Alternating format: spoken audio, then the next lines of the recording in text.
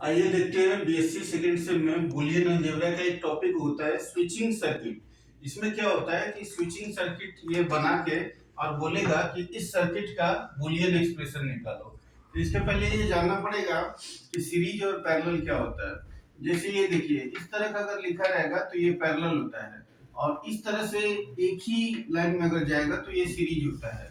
तो ये सीरीज है, लेकिन ये ऐसे लिखा है तो ये पैरेलल है, और ये भी सीरीज है। इसका बूलियन एक्सप्रेशन कैसे होता है? तो याद रखिए, अगर पैरेलल होगा तो प्लस आ जाएगा, अगर सीरीज होगा तो मल्टीप्लाई होगा।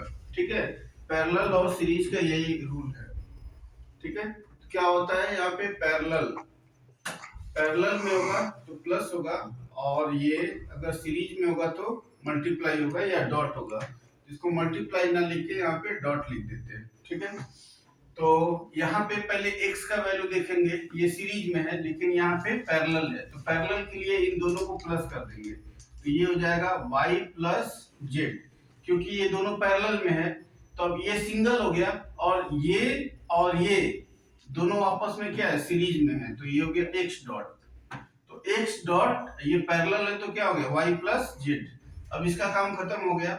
अब ये दोनों देखेंगे, ये दोनों क्या है, आपस में सीरीज में है, तो सीरीज में है तो मल्टीप्लाई होगा, y इंटू जेड। तो ये दोनों सीरीज में इसलिए मल्टीप्लाई हो गया। अब ये ऊपर वाला और ये नीचे वाला, ये दोनों आपस में पैरेलल है, ये और ये पैरेलल है, तो बीच में किसका साइन हो जाएगा, प्लस का। तो ये रहा बूलियन एक्सप्रेशन, इसी को बोलते हैं Boolean expression, Boolean expression for switching circuit. ठीक है, तो ये ध्यान में रखेंगे, अगर पैरेलल होता है तो प्लस और सीरीज में होता है तो डॉट। तो इस डायग्राम का इस तरीके से क्या निकलेगा, बूलियन एक्सप्रेशन। Thank you.